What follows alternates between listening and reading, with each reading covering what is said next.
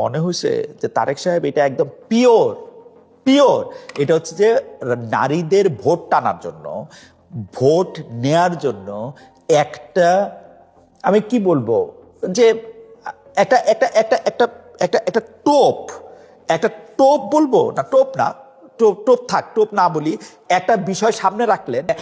BNP ক্ষমতায় আসলেই বুঝি তারা একটা ফ্যামিলি কার্ড পাবেন, সেই ফ্যামিলি কার্ড দেওয়া আসলে তারা চাইলেই 2,000 2,500 টাকা করে প্রতি মাসে পাবেন, এবং 2,000 2,500 টাকা প্রতি মাসে পেলে সেটা দিয়ে তারা একটা ছোটখাটো সঞ্চয় করতে পারবেন এবং যা করতে পারবেন, যেটা তারেক রহমান সাহেবের কথা শুনলাম। যেটা শোনার জন্য আশাই ছিলাম যে ভাই আসেন আমরা একটা নর্মাল যোগ বিয়োগ করি। যোগ বিয়োগ হচ্ছে যে ধরেন আপনি 2,000 টাকা করে দিবেন, আমি প্রথমে ধরে নিই আপনি 1 কোটি পরিবারকে দিবেন। 1 কোটি পরিবারকে দিলে আপনার 2,000 টাকা করে দিলে আপনার 2,000 কোটি টাকা প্রতি মাসে। 2,000 কোটি টাকা যদি আপনি প্রতি মাসে দেন, আপনি 12 মাসে দিবেন হচ্ছে 24,000 কোটি টাকা। 24,000 কোটি টাকাকে যদি আমরা একটু রাউন্ড করি, ধরেন এটা 25,000 কোটি টাকা।